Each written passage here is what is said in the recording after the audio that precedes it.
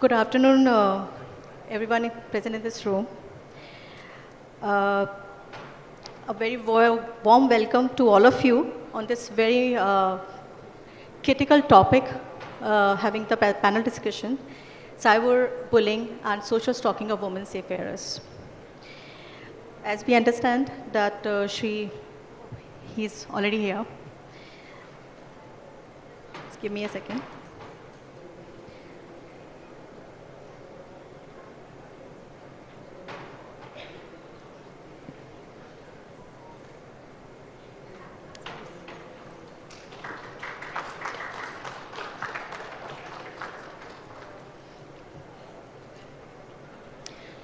So this topic has been in our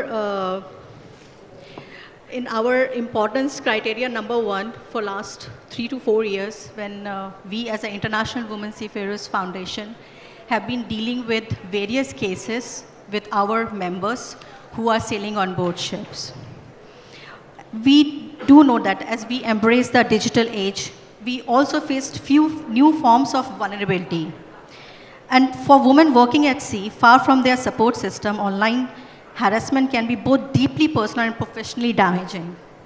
So today's topic, we will try to focus on having the technological challenges, the policy frameworks, psychological impact on the women seafarers, and employers' responsibility. And we will also touch base on a little bit of training needs. Let me briefly introduce our esteemed panelist.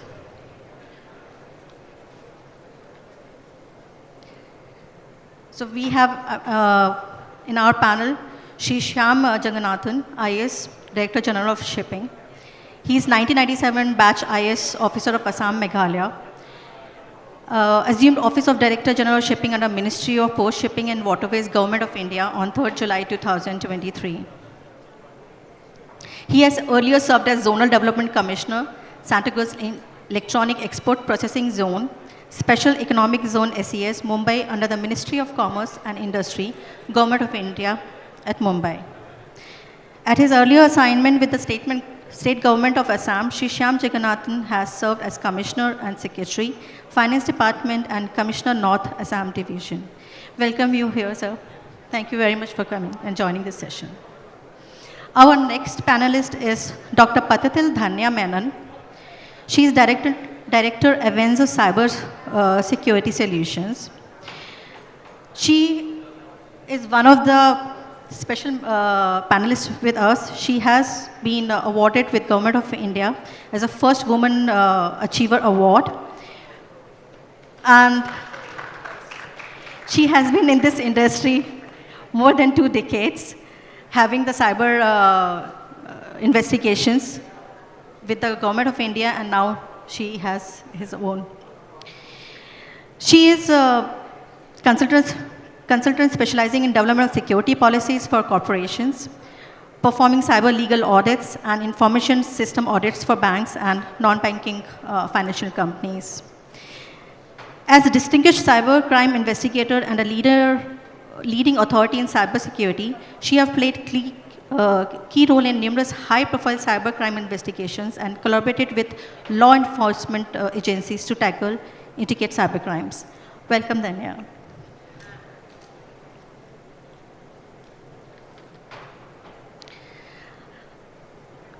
Today we have Dr. Rajiv Anand, who is senior psychiatrist and a marriage counselor in practicing since last 45 years in western suburbs of Mumbai. He was honored with Lifetime Achievement Award by AMA. He has conducted more than 45,000 workshops for different groups and companies with audience size of 10 to 800. His television program on various channels have been widely appreciated for his forthright and practical approach. Thank you, sir, for joining us today. Next esteemed panelist we have Mr. Deepu Krishna Chandani. He is president with BW Maritime Private Limited Indian branch he's heading. He has been chief engineer and he has a very long career at sea and at shore. From 2003 till today, he is with the BW Maritime. Before that, he has been fleet manager with IMS Ship Management. And His past career also include being technical superintendent with Sunday Ship Management, and of course sailing on board as a chief engineer from 1984 to 1999. Thank you very much for joining us today. Our next in line for the panelist, we have Captain Pankaj Kumar. He began his shipping career he's Deputy General Manager, Fleet Personal Shipping Corporation of India. Captain Pankaj began his shipping career in 1995 as a cadet in SCI. After serving aboard different type of vessels, including tankers, bulk, carrier, and containers, he was promoted to rank of master in 2005. He completed his economic degree in MBA. He also has passed his PQ by Institute of Chartered Shipbrokers, and he also has LLB from KC Law College. Welcome, sir.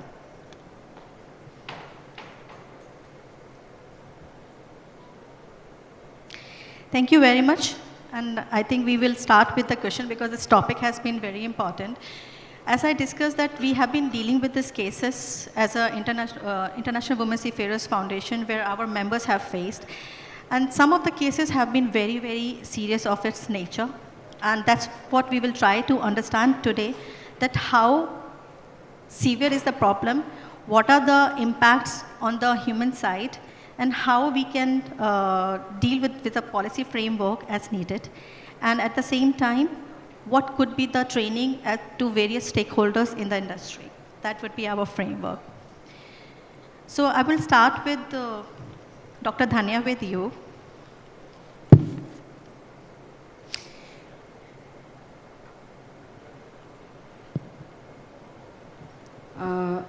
Thank you very much. I think I've been called in to establish the problem statement. So, yes, the moderator introduced, I've been in this for the last 2 decades and more. There has not been much of a difference on the social aspect or the individual aspect of the crimes that people face, more so what women face on the social media or on the internet platform. It has mostly been because of identity theft, it has been because of fake profiles, because of bullying, harassment, relationship issues, and it just goes on. The platforms probably I started working on was Orkut. I don't think the new generation has even heard about it. So we started working on Orkut, but now it's more on the latest platforms that you see. It is Reddit, it is Discord, it is Facebook, it is Instagram. Every time there is an issue which comes up which hurts a female, a woman, it is always emotionally related to her and the people around her. And most of the time, this lady or the woman is alone to deal with the situation. More so with seafarers, I would say, because they're away from the land also. But even when they are with the family, what I find is that the youngsters are not able to communicate what has happened exactly. Because I've dealt with issues that relate to women and child under the Ministry of Women and Child. Children definitely go through this problem because they're not able to justify why they are on the platform. First thing. Second thing, if you're not on the platform, then you're out of your peer group. You're looked at something as if you don't belong to this world. So justifying why you are on the certain platforms is one of the things. Second thing is to judge and to understand what kind of information we are ready to share on this particular platform. Most of the time, yes, the ownership of the information that goes out is on the owner of the profile itself. I have to decide what picture of mine goes online, what information of mine goes online, because primarily this platform has something called addiction, which pulls us along to share anything and everything, like from the itinerary, what I do the first thing in the morning, what I eat, what I wear, what I like, etc. So is this information actually needed? Are we ready to share such information online? Is a very personal choice that every individual needs to take, and a very conscious decision as well. Once it is on internet, it's forever there. There's nothing called deletion, please. There is nothing called deletion. You may delete it from your profile, but it doesn't go out of internet. That is a fact. So if somebody comes and promises you saying that they'll take all of your data that you don't want from the internet, it is not possible.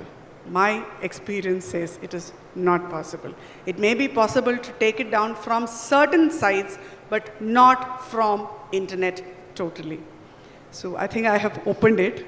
I'll leave it for the others. Thank you very much, Dr. Dhanya. That was really important. And just to add there that this is not only, because this is a very common trend also on the land. But then girls or anybody else have a support and they have someone to go to. But this becomes a very special case when girl is alone on board ship and now she doesn't know where to go and how to even tell this is a issue, because very first question, like you mentioned, it will be pointed back to her. So then it becomes very challenging that even sharing this kind of information, who she should share to. We are glad that they had the confidence in us and they could come to us and seek help. But that is also something we need to look into, how we can support the girls, not only with the right guidelines that what do's and don'ts, but at the same time how we can do it. So that is something we will try to find out in this panel discussion. Sure, thank you. But thank you very much.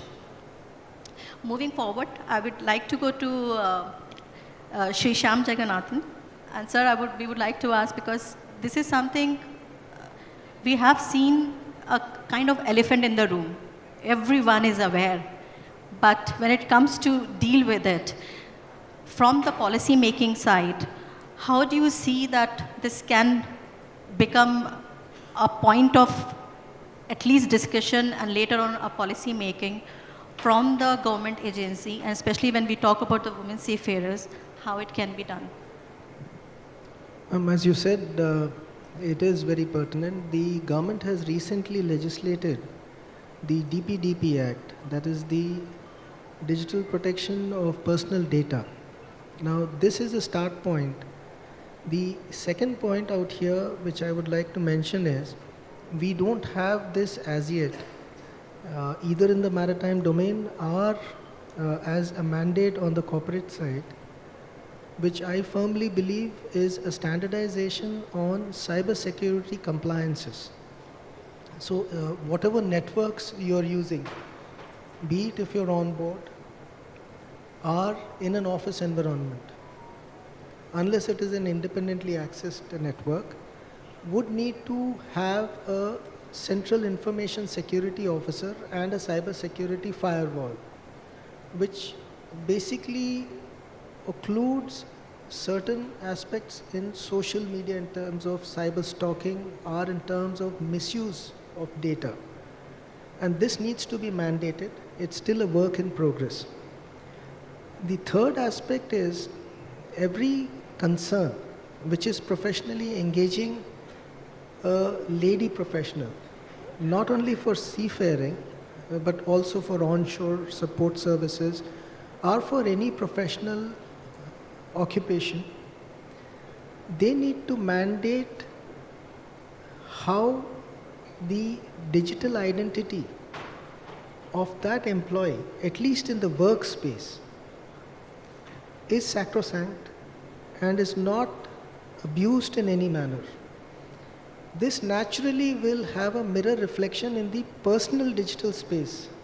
As ma'am had very rightly said, as an individual, you choose to what extent you would want to take exposure on a popular social media platform. And it has its negatives in misuse. How we check that in the professional space is what I submitted earlier. Now coming to the personal space and as an individual or as a citizen, the DPDP Act applies to you too. The Information Security Act and the rules thereof apply to each one of us. 1930 is essentially something where cyber fraud is reported to. That now needs to be deepened into sub-verticals where you have issues such as cybercrime related to cyber stalking, misuse of profiles by creation of profiles, use of obscene or abusive language, or any manner of vilification which undermines your digital identity needs to have a criminal deterrent. That has to be brought into the policy. It still is a work in progress. And I firmly believe, as presently say in the maritime domain, we keep reiterating we are less than 2% of women in basically maritime. But unless you ensure a secure digital environment as a workspace, it will be difficult to allow, because this is a particular platform or a via media where one's own identity as a perpetrator can be concealed much, much easier than in a physical act. Physical one. Yeah, that's why it is more challenging, because it's so difficult to get, and even if you get it, then it is difficult to prove, because immediately the chats will be deleted, pictures will be deleted, and now you have to go in backhand of the system to figure it out if you have not taken the screenshot. So even dealing with this matter becomes pretty challenging. Once it is established, everyone knows it, but how to get the perpetrator to the real conclusion and giving justice to the victim here, that becomes an additional challenge. Essentially, the cyber domain doesn't have national boundaries. I was going to say, thank you for mentioning that. Being seafarers and ships, this is another biggest challenge we have. Yeah. So I firmly believe, and this is again as an individual, not that I am incumbent in the office of the Director General, because conventionally institutional regulatory compliance authorities such as the Directorate General of Shipping, if you look at, are always post facto. They are never preemptive. But in the cyber domain, you will need a preemptive offensive counter-strike. Meaning, for instance, if an identity spoofing is there, or a mirroring of a particular cyber identity is there, or an IP address is dynamically being utilized for basically either inserting malware, because here we are only looking at a very smaller subset of cyber risks, which is individual centric and specifically for a woman. It becomes much more nastier, say for instance, the commercial part.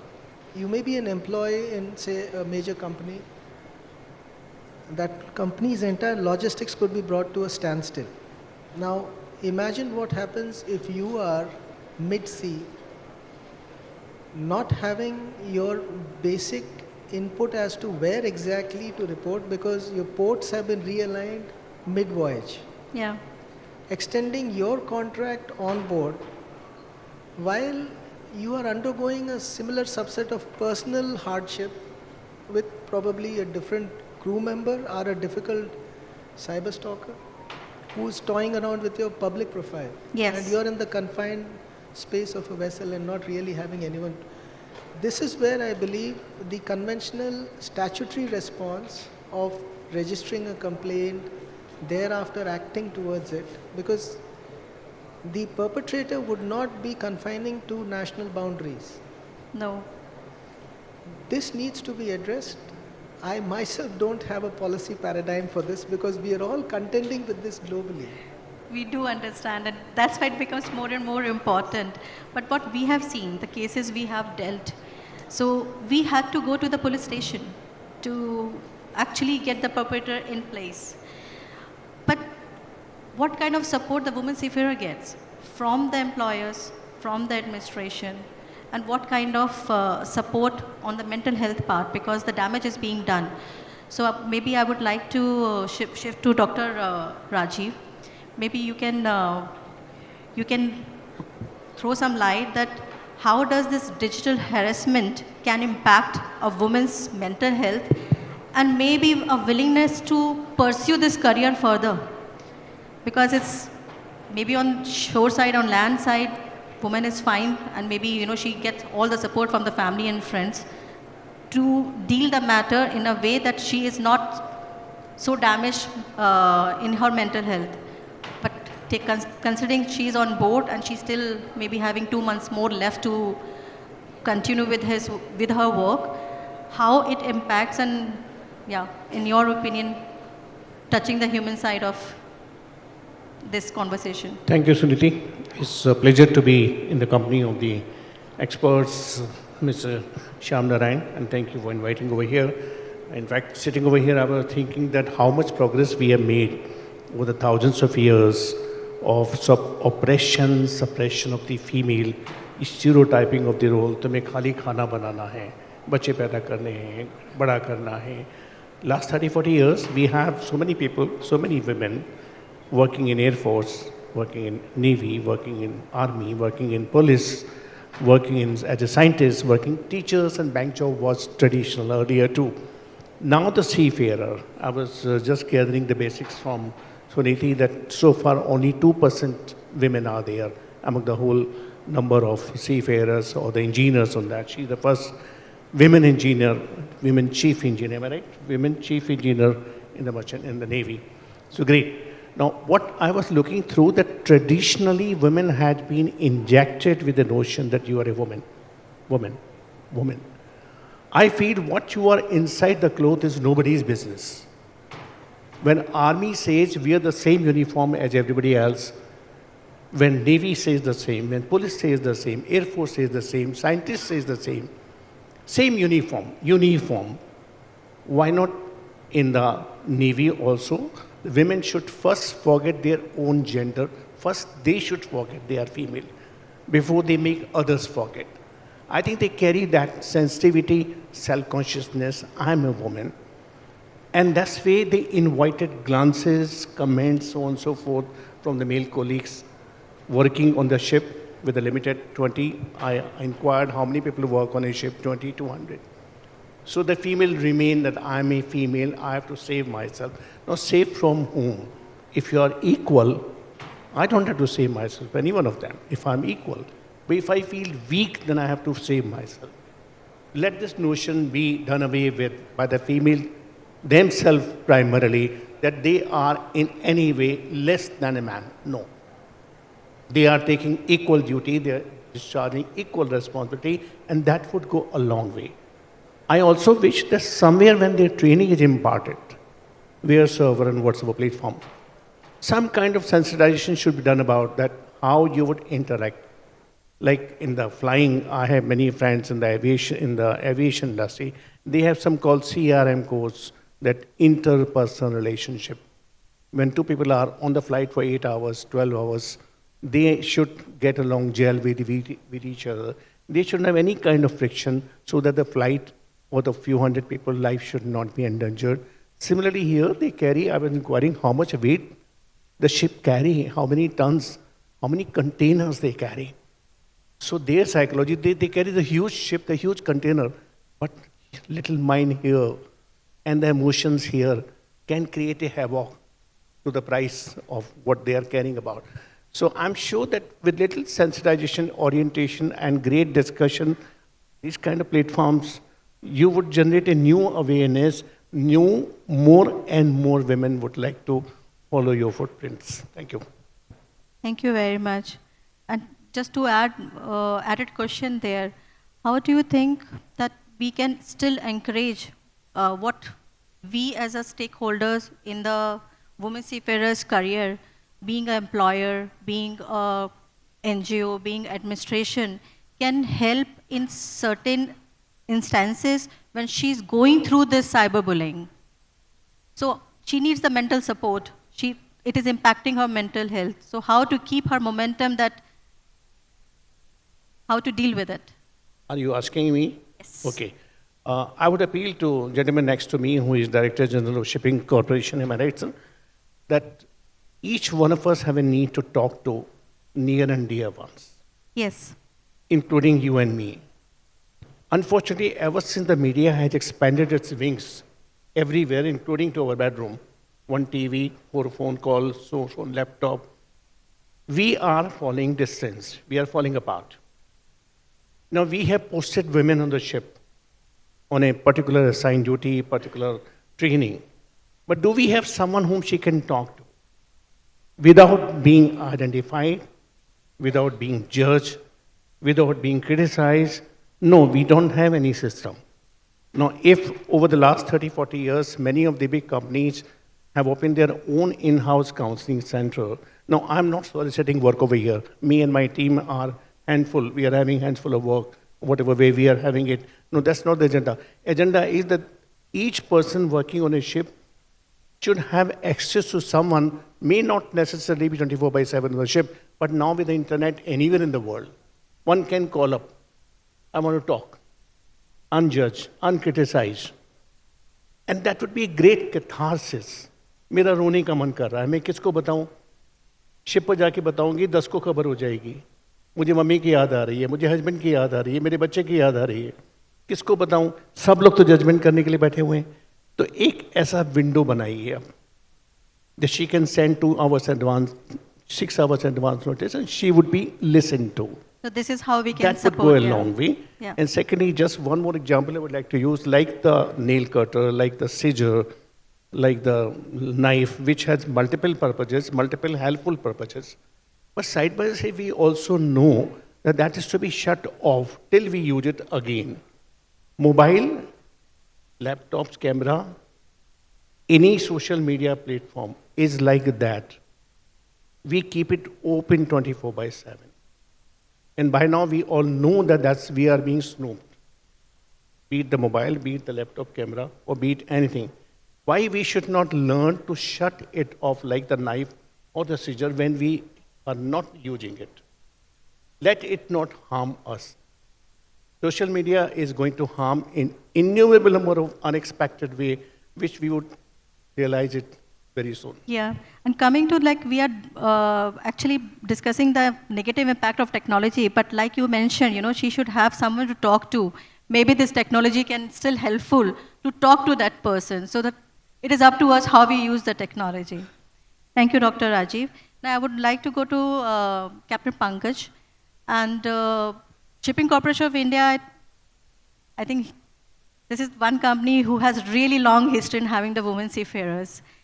And at least I believe Shipping Corporation of India has seen how time has changed and how the dealing and problems related to seafarers, and especially the women seafarers, because at one point of time, SCI has been having the maximum number of women seafarers. So Captain Pankaj, please throw some light that what kind of cases you have been dealing, and what, out of all those harassment cases, cyberbullying and social stalking, how much you see that it is impacting women seafarers? Ms. Sunita, first of all, when I saw the panelist, it was like a child sitting with stalwarts. You have the senior most regulators, you have a senior psychiatrist, senior cyber expert. Initially, I was thinking, what is my role? But then I realized that I'm the only one who is having experience of having women on board, sailing with them. There are quite few here who know me very well. In fact, I was chief officer when SCI decided to take the first batch of women seafarers.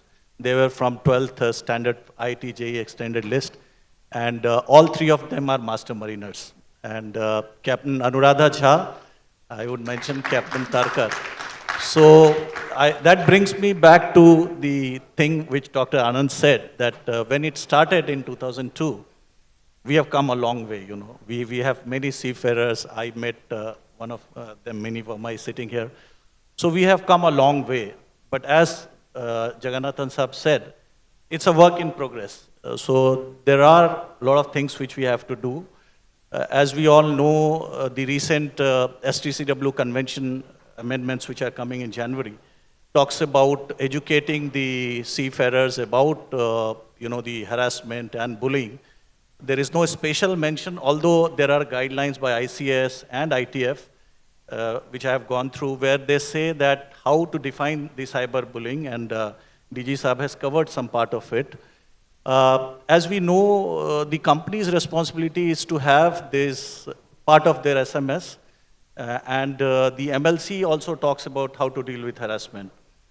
Now, if you ask me honestly, there has not been any reported case of cyberbullying, because before that, we have to understand what cyberbullying is. I mean, some of the seafarers, probably women seafarers, they keep it to themselves.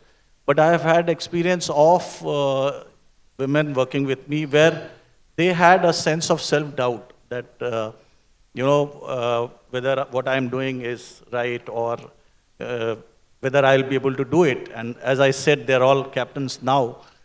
We need to work on that self-doubt. And as a company, we have been the leaders in engaging women seafarers. Recently also, I had a case of a lady who had not sailed for 4 or 5 years, and SCI, as you know, we tried to help her, and she is sailing as second engineer of one of our vessels. She had her own issues. So in India, as Sir has rightly said, regulations are not there to deal with it. On ships, there are guidelines by international body. I was going through European Trade Federation also. They have come up with a lot of guidelines how to deal with this. As a company, you have to have a policy. And there has to be zero tolerance to this. As a CI, we have zero tolerance to this. We have a system in place where we deal with harassment cases. And we allow them to express. There are different channels. You have to give them if the person whom they are reporting to is the one creating issues, then she has to have a different line. So you have to open, and she also needs to have a feeling that there will be no retaliation of her complaining. As an organization, when there is a fear of retaliation, sometimes the female It is officer, huge, actually. It is huge. So what I feel is there should be a policy and a framework of how to do. We need to have protocols in place. And also, when there is a reporting, we must have a system in place to carry out investigations and support the women seafarer for any kind of bullying, including the cyberbullying. And the cyberspace, of course, we have to exercise restraint also. When we are going on the social platform, it is the responsibility of the women seafarer also of what to post, what not to post. Because sometimes, we are ourselves not sure. I was reading about, when you told me about this, I've gone through a lot of research papers. I was surprised to see that there are many research. In fact, I found a research paper which talks about the various research done on this field. And it talks, almost 100 research have been done on It's a much needed research, yeah, actually. so what I'm saying is they should also understand, I read about a red face test. When you are trying to put something there, you see that if your boss sees it, whether it will make you red-faced or not. So I think you have to have, both sides have to work together. The seafarer side have to have little responsibility, and as the newer generations are tech savvy, you can't have restraint, because I'm sure that is not going to work. And as a responsible company, you should have protocols in place, you should have procedures, and I'm sure it is something which can be easily achievable. But we have to necessarily train the people ashore also, that you train them how to deal with this, and you train the seafarer also how to deal with this. And if both these sections are working together, I'm sure we will one day achieve it. But that's a long, far-fetched future, so we need to start working towards it. Yeah. But continuing with the policy, I would like to ask Mr. Deepu Krishnachandani. The Hafnia, they have done a tremendous good work, awesome work in last 3 years, where they have increased their participation of women seafarers on board to 10%, which I came to know. It is really amazing.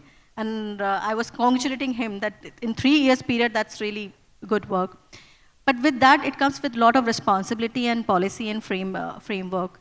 So I would like to ask you how Hafnia is dealing with policy framework in this regard, focusing on the cyber incidents and the social stalking. Thank you. Good evening, everyone. Yes, Suniti, we started this project 3 years back.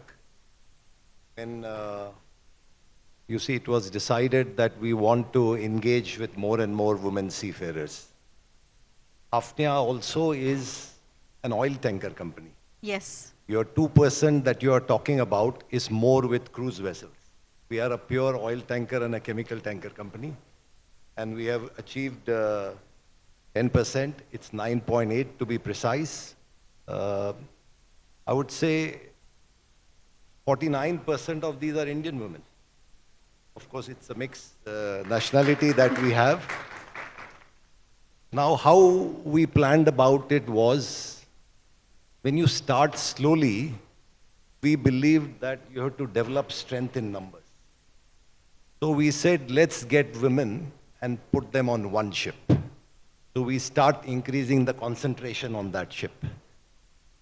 Today we have 9 ships running with 50% women on board.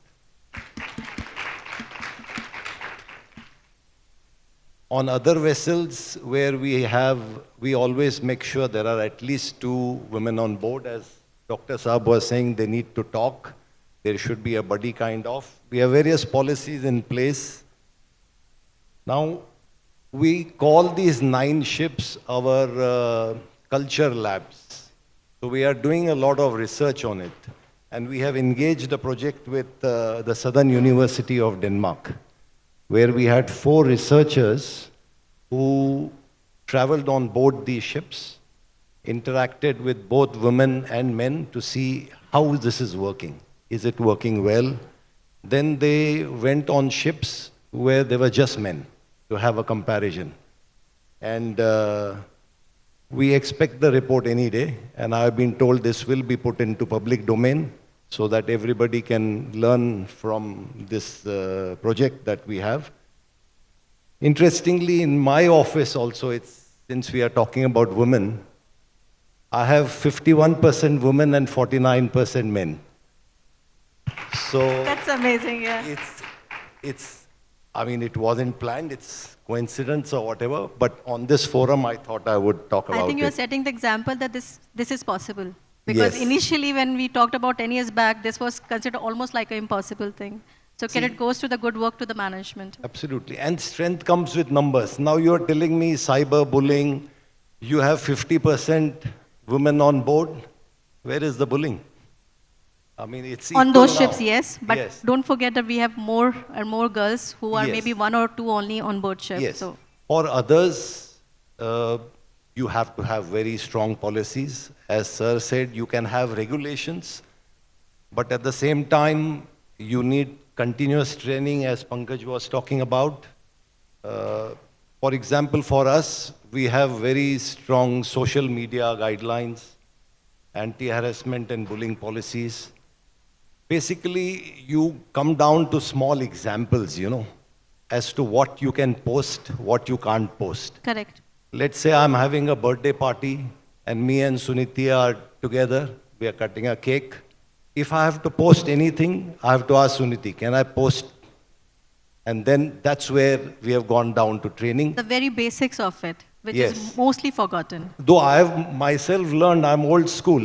Earlier days, people used to take pictures and they used to say, can I tag you? I said, go ahead and tag me. I didn't even know what is tagging me at that time, Yeah. Now we've learned a lot about what it is, and we need to be mindful of what we post. True. Thank you very much. I will move with Dr. Dhanya with this policy making only. Dr. Dhanya, can you highlight that how our existing cyber laws in India and how they address such issues? I would say that we have adequate laws. We are not far behind or lagging behind on the laws. But it's basically about using the laws or regulations properly. Largely, I have seen that it is either being misused or not used at all. Even issues that come to our NGO, primarily, less than 6% of people are willing to go to the police stations. That is so true. So that, yeah. the reporting system definitely is lesser. Now see, I started my career with 8 issues coming to my organizations in a month. But now we are on 200 plus issues coming every week. The numbers are increasing. It doesn't mean that, we are living in a cybercrime or criminal world completely surrounded. But it's basically that, we are all exposed to this particular platform so much that we have not realized how much we are into the system already. Whether it's on your work side or on your personal side, the prime underlying rule everybody needs to think about is data hygiene. Just like your personal hygiene, data hygiene is very important. Compartmentalize every activity that you do online. Otherwise, yes, we have a problem. With AI also coming into picture, you don't even need somebody to come and send you, or long ago we needed to have a physical access to the system to infiltrate your system and to get some information out of you. Correct. But now we don't need to. Somebody is calling me, there is a call which comes on waiting, and I just need to merge both calls and my bank account vanishes if I have every financial data on the same gadget. So data hygiene is something which is very important. Now, the challenges that we face when we go around investigating issues that come to our office, one is technical, and of course the other is the legal challenge. Technical challenge is basically because people who handle this technology are unaware about how to do it. They get into a panic mode, they delete everything possible from their end. So we need, see, every investigator, every person who looks into it needs a starting point. And most of the courts don't just accept screenshots today. Okay. They need to be produced. I'm talking about it on a global scenario. Most of the courts don't accept just a screenshot. In India, we need to submit evidence under Section 65B.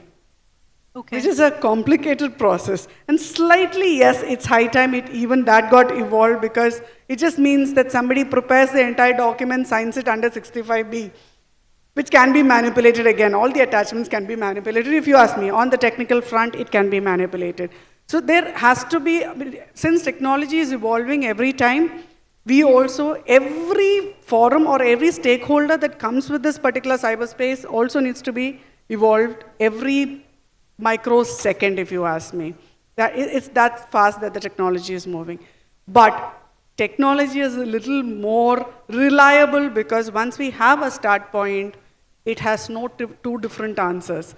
Whether it's the investigator, the legal system, or the culprit, the answer to the same technical question will be the same technical answer. So technology is a little more stabilized and standardized in that way, unlike the legal system. Now, as far as seafarers are concerned, another challenge that we find is the jurisdictional issue. Now, they are on sea. They face this issue. They call back or they report back to India. They have to come here because it's a criminal complaint. Again, the national laws and the international laws. National laws are different. It depends on which country that particular jurisdiction or the particular seafarer is at that moment.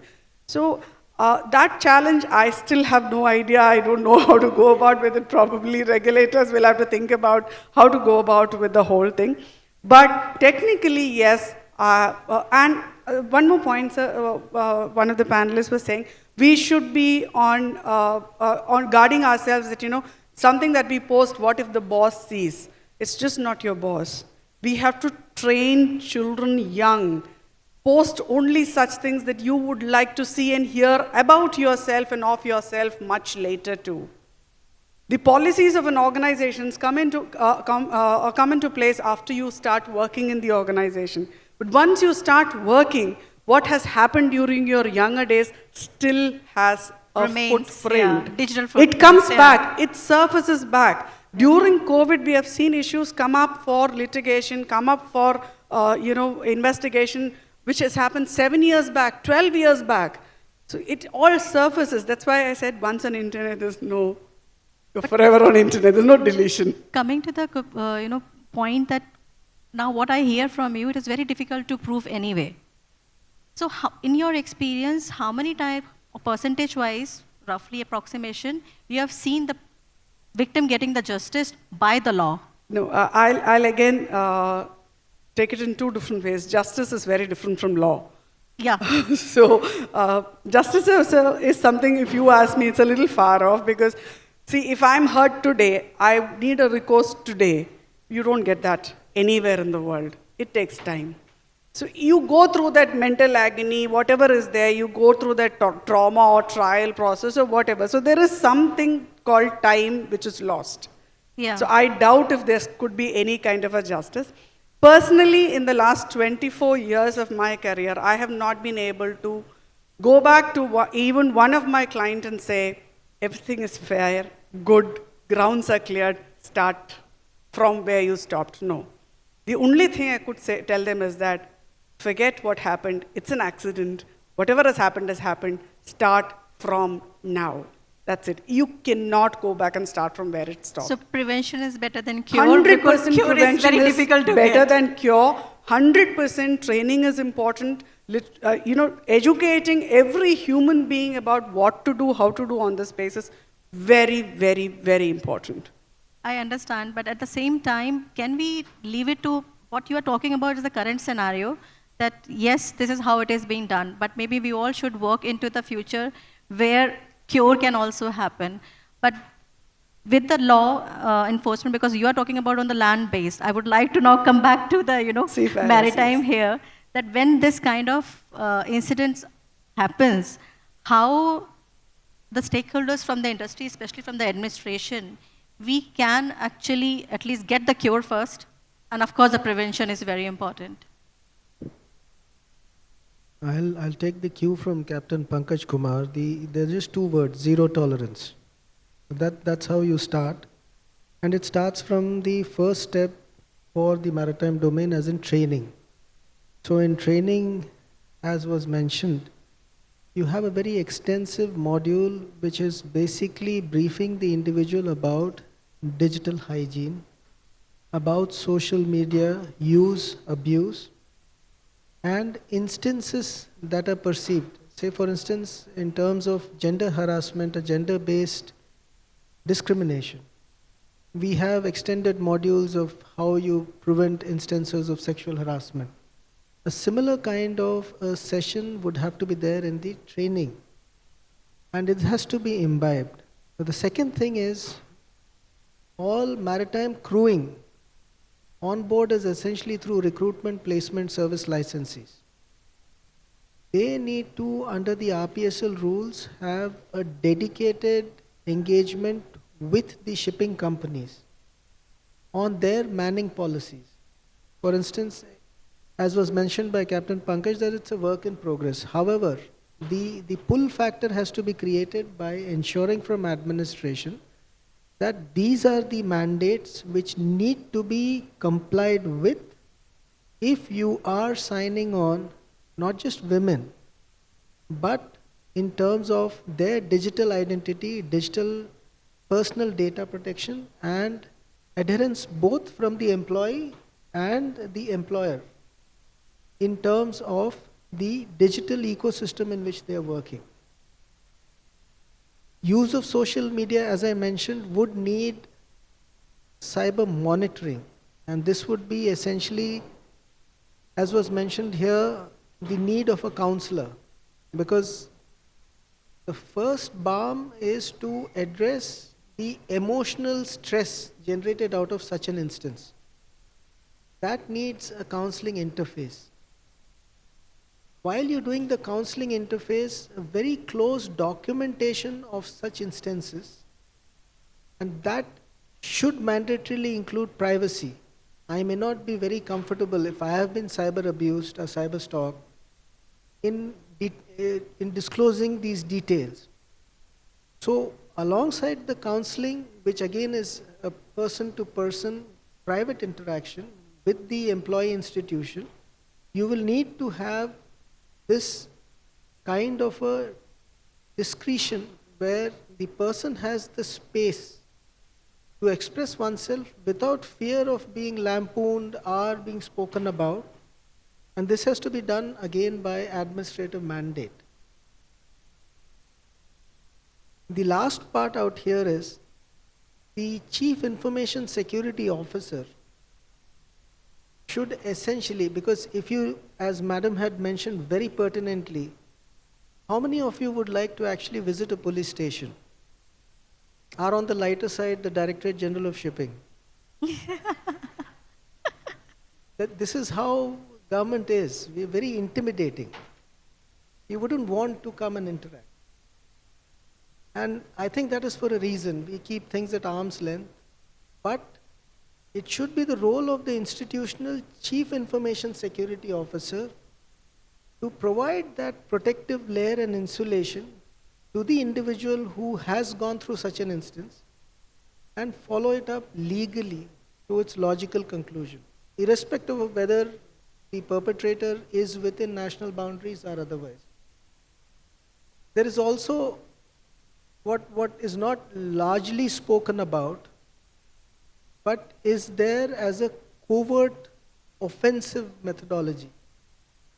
For instance, when you do cyber audits, or when you look at cyber forensics, you look at the audit trail as to where, from which particular ID is basically the issue originating, or from a particular domain. Either you counter-attack, otherwise if you don't have a good cyber offensive, and this has to be covert, it can't be basically administration based. And that of course is just for 2 to 3% of very virulent or very malefic kind of repeat offenders who would need that. And here a parallel in what is the Whistleblowers Act. If somebody is giving specific information that so-and-so individual or so-and-so entity is indulging in this kind of a nefarious activity, using the disguise or the garb of a cyber front, the Whistleblowers Act, protecting the identity of such an informant, should then get into the legal process of prosecuting and persecuting such maligning quarters.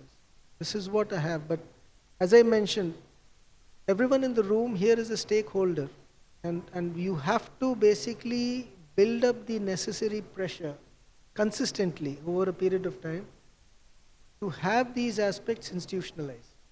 Unless it's institutionalized, you do not have that mandated, and it would only be efforts which are, some would be way ahead in terms of leaders and demonstrations. I was amazed that there are more women in the workforce than men. Now, this is more an exception than the rule. We need to basically fix that institutional framework that universally fits everyone and ensures compliance. I think that's a very, very important point which you added. And to add and give a little bit more picture to that, the cases we have handled, we already talking about that women seafarers participation is only 2%.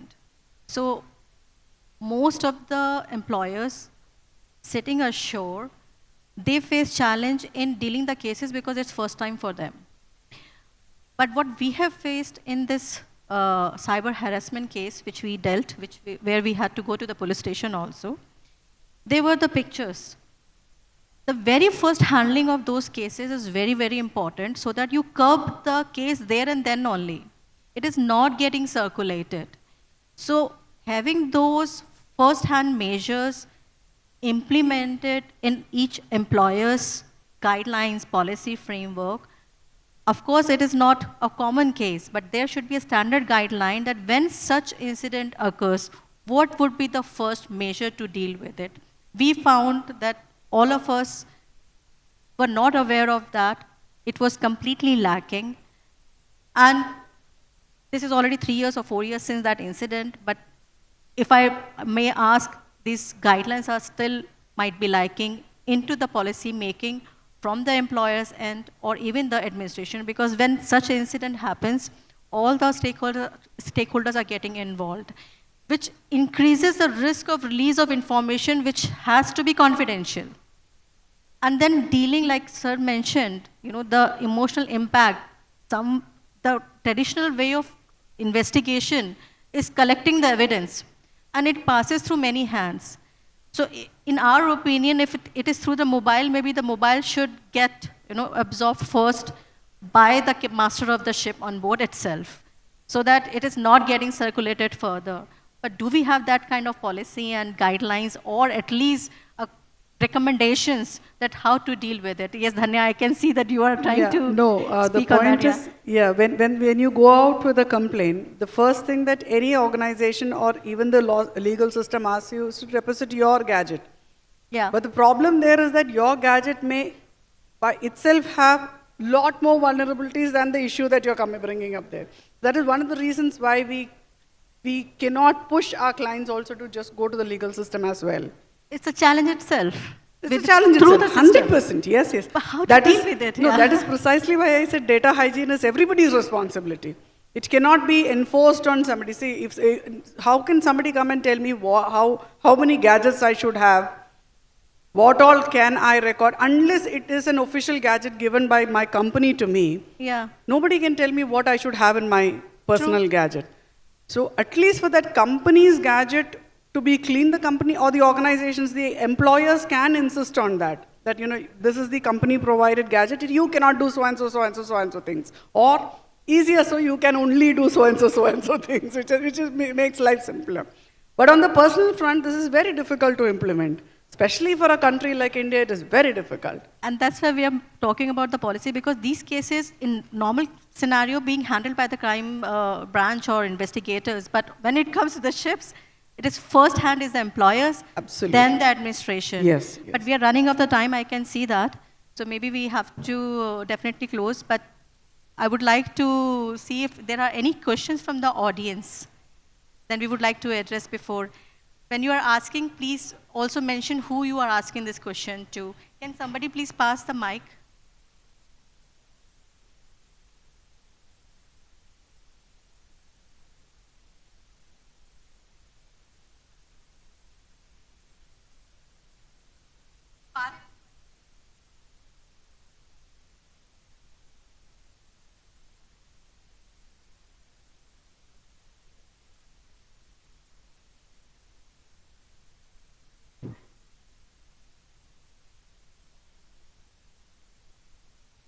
But they also mentioned that start behaving like them and forget that you are a woman. So my question is, do I really have to forget my identity just to work on board? Why can't there be a respectful way or a boundary so that we can coexist and work? Very good question, thank you. I wanted to talk about it. I didn't know I'll get time. And fortunately, you asked that question. I've written it here. When I was in Malmo doing my master's in World Maritime University, there was one International Women Day where I happened to meet a captain who started as a rating in Sweden. So on their website, on the government website, which we have DG Shipping here, it was written Women 2.0. So I just happened to ask her, why 2.0? The answer was, when they started this program in Sweden, they realized that the women who were being trained or those who were working on board were not behaving like normal women after some time. They were actually behaving like men. So they thought that we will not increase the number on board, but we'll work on this so that when they go on board, they remain women. So I'm sure you have the answer of your question. It is important to remain women, and it is also important to, believe in yourself that being women and working on board is okay. I mean, you don't have to start behaving like men. Young lady, you don't have to worry about what you mentioned, that you may lose your identity as a woman. Your identity is so strongly enmeshed in your personality, you would never lose being a woman. But when you are at the work front, because you identify yourself with being a woman 24/7, also you would like to be identified as a woman at the workplace, which need to be reviewed and fine-tuned. A naval officer, an Air Force officer, or a pilot is pilot on the duty, not a good-looking. I have plenty of people whom I know closely. Similarly, when you are working, you have to believe that you are just seafarer, not a woman with good looks, with good makeup requirement, with good hair, with good dress, so on and so forth. I'm not going to those details. So don't worry about it. You would never lose the identity of a woman, whatever role you may take it.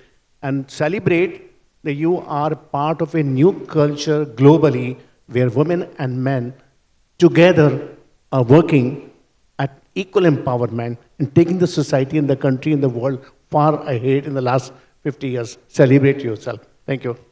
Thank you so much. And Suniti, if I may just add one sure. thing. It's a very nice question you asked, but I will put it very short.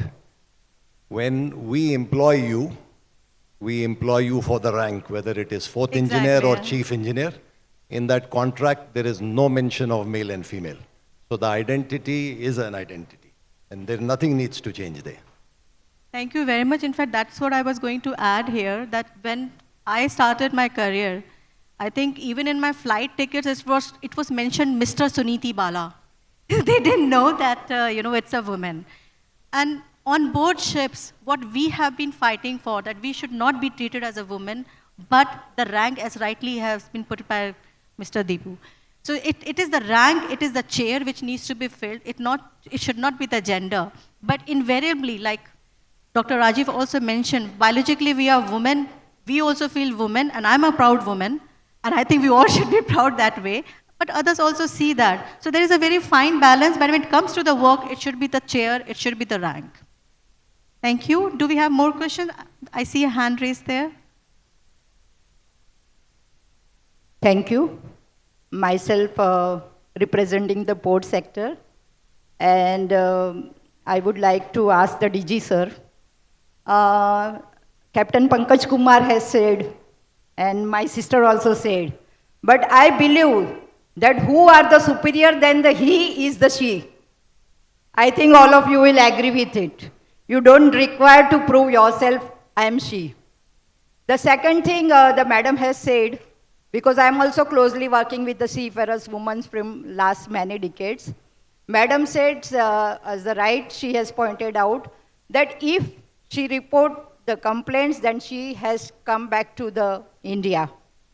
So may I request DG sir that can we not make some legal frame that she can make even a report to the Indian embassy wherever she is? Because I have seen, and sir, I am really, this is very, you said in beginning that so far there is no cyber bullying case reported. So the same thing happened with the sexual harassment cases also, because I think there are no sensitization. So they are not aware that this is a cyberbullying case. So I would like to request to the DG sir that we can make a more sensitization to the, especially the women seafarers regarding all these cases. And I'm sure that many cases will come up. I'm 100% sure. And the second thing regarding this legal frame, I think we need to change some, and DG can play a most important role in this. Thank you so much. Yeah, I think very pertinent suggestions, ma'am. What we will do is, number one is, I have been working for this for the last 2 years. Maybe in another 3 to 4 months, things will fall in place for the first ever 24/7 grievance redressal system. Now this is for seafarers or otherwise maritime. So the first thing would be privacy of information. The second, which you mentioned, is if the instance is happening on board, say a foreign flag vessel is anyhow deemed foreign territory. So we take it up with the embassy to whatever extent we can. But let me assure you that the RPSL that has essentially ensured the sign-on contract, the company to which the RPSL has signed on the seafarer would also have to equally ensure that in these cases, due diligence is done to ensure no repeat and zero tolerance. This is how we will have to go ahead. Thank you for the suggestion. Thank you. There is one more. I think we are already time up, but yes. This question is to the DG Shipping. Yes, I am a maritime lawyer. My name is Jimmy John. I'm also the president of Vista India. So I just wanted to ask, like, what role do organizations like Vista play in balancing out the women's role in the maritime sector? I'm being a maritime law domain specialist. You see, government institutionally has a lot of inertia. We're not very prone to change. And shipping is changing drastically. You're having technology, you're having gender inclusion, and you're having multiple things happening in crewing and manning. All of them in the panel will agree to me. Because madam started by saying she was handling Orkut, and that's basically phased out, and now you have a plethora of social media platforms. Vista and yourself as a legal professional can give us that eagle's eye input as to what is necessitated in the policy framework and the implementation. Say, for instance, advisory on if a case is reported, the methodology of handling it, privacy, what should be the mandate. Or as was mentioned here, that they give detailed social media advisories. How do we standardize a social media advisory which fits across the industry? These are the things I would appeal to Vista to basically engage with. And you've got a lot of expertise, like ma'am has been there. So on the cyber forensics part, are on how you basically prosecute a cyber crime, specifically in this context. How do we do it?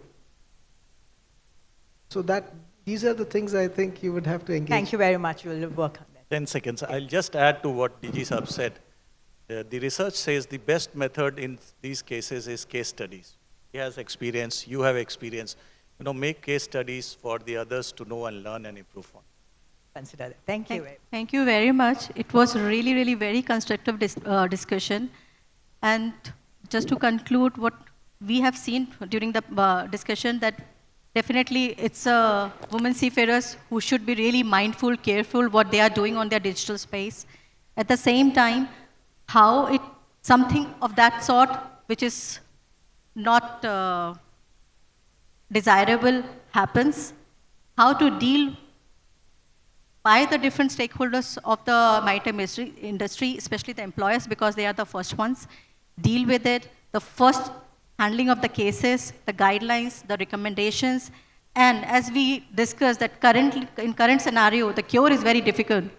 Prevention is there, but we should definitely target to have the cure also, so that the one who is doing should not feel free that, okay, nothing happens if I do. Because right now, if you see, this is the outcome of the discussion, that anyone does something, it is very difficult to prove and prosecute.